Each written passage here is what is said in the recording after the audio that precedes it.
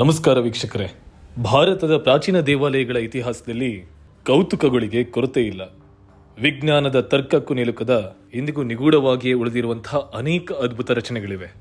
ಅಂತಹ ಒಂದು ವಿಸ್ಮಯಕಾರಿ ದೇಗುಲ ರಾಜಸ್ಥಾನದಲ್ಲಿದೆ. ಅಲ್ಲಿರುವ ಶಿವಲಿಂಗವು ಸೂರ್ಯನ ಪಥ ಬದಲಾದಂತೆಲ್ಲ ತನ್ನ ಬಣ್ಣವನ್ನೂ ಬದಲಾಯಿಸುತ್ತದೆ. ಹಾಗಾದರೆ ಏನಿದರ ವಿಶೇಷತೆ? ಎಲ್ಲಿದೆ ಈ ದೇವಾಲಯ? ನೋಡೋಣ ಬನ್ನಿ.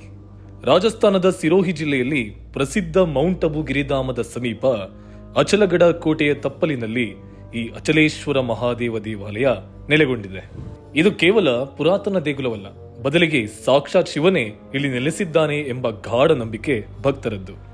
ಶಿವನ ಹೆಬ್ಬೆರಳಿನ ಗುರುತು ಈ ದೇವಾಲಯದ ಅತ್ಯಂತ ವಿಶಿಷ್ಟ ಸಂಗತಿ ಎಂದರೆ ಇಲ್ಲಿ ಪಾರಂಪರಿಕ ಶಿವಲಿಂಗ ಇಲ್ಲ, ಬದಲಿಗೆ ನೈಸರ್ಗಿಕ ಕಲ್ಲಿನ ಮೇಲೆ ಮೂಡಿರುವಂತಹ ಭಗವಾನ್ ಶಿವನ ಎಡಗಾಲಿನ ಹೆಬ್ಬೆರಳಿನ ಗುರುತನ್ನೇ ಇಲ್ಲಿ ಪ್ರಧಾನವಾಗಿ ಪೂಜಿಸಲಾಗುತ್ತೆ.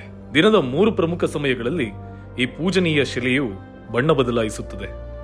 ಬೆಳಗ್ಗೆ ಅರುಣೋದಯದ ಸಮಯದಲ್ಲಿ ತಿಳಿಕೆಂಪು ಬಣ್ಣದಲ್ಲಿ ಕಂಗೊಳಿಸಿದ್ರೆ, ಮಧ್ಯಾಹ್ನ ಸೂರ್ಯನು ನೆತ್ತಿಗೇರಿದಂತೆ ಕೇಸರಿ ಬಣ್ಣಕ್ಕೆ ತಿರುಗುತ್ತೆ.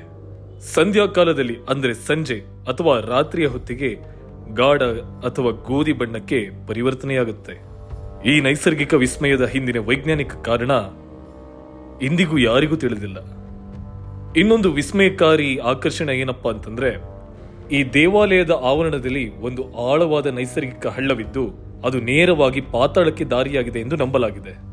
ಇದಕ್ಕೆ ಎಷ್ಟೇ ನೀರು ಸುರಿದರೂ ಅದು ತುಂಬುವುದಿಲ್ಲ ಎನ್ನುವಂತಹ ಕೌತುಕವಿದೆ.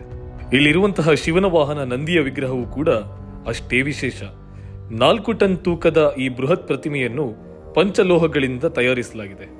ಒಟ್ಟಾರೆ ಅಚಲೇಶ್ವರ ಮಹಾದೇವ ದೇವಾಲಯವು ಕೇವಲ ಭಕ್ತಿಯ ಕೇಂದ್ರವಲ್ಲ, ಅದೊಂದು ನಂಬಿಕೆ ಮತ್ತು ವಿಜ್ಞಾನದ ನಡುವಿನ ಸೇತುವೆಯಂತಿದೆ.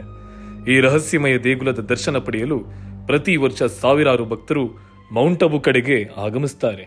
ಬಂ ಭೋಲೆನಾಥ್. ಓಂ ನಮಃ ಶಿವಾಯ. ಧನ್ಯವಾದಗಳು. ನೈಜ ಸುದ್ದಿಗಾಗಿ ನೋಡ್ತಾ ಇರಿ ಕನ್ನಡಿಗರ ಪ್ರಜಾನುಡಿ ದಿನಪತ್ರಿಕೆ.